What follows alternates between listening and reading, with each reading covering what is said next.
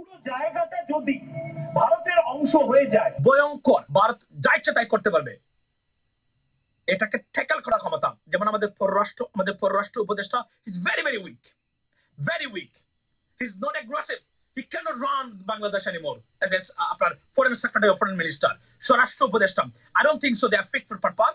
এবং যেভাবে যে মানুষ দরকার এখন এই মুহূর্তে, they not even near to that. মূলত এটার মূল উদ্দেশ্য হলো বাংলাদেশটাকে ডিস্টেবিলাইজ করা। এই ডিস্টেবিলাইজ করা এবং হিন্দু মুসলমানের যে আপনার যে দ্বন্দ্ব, এই দ্বন্দ্বটা দিয়েই মূলত এখানে ইন্টারভিন করার চেষ্টা করা হবে।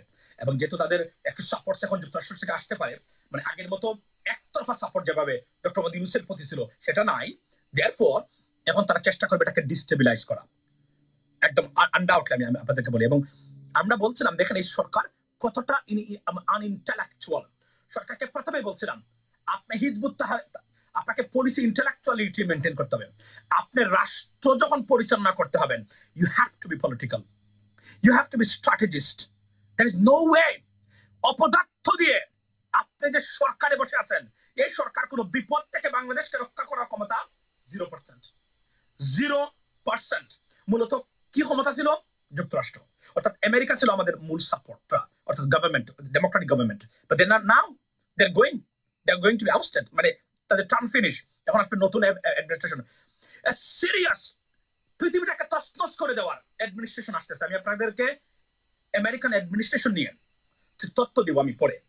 ভয়ঙ্কর অ্যাডমিনিস্ট্রেশন আসছে যা নজিরবিহীন, পৃথিবী কখনো দেখে নাই, আমেরিকা কখনো দেখে নাই। এই ধরনের মানুষ, এই ধরনের আইডিওলজি সেট আপ করা হচ্ছে আমেরিকান অ্যাডমিনিস্ট্রেশনে। যে গতানুগতিক আমেরিকাকে আপনারা দেখেন, you not gonna see this America anymore. It's completely different. আপনাদেরকে বলি আমি।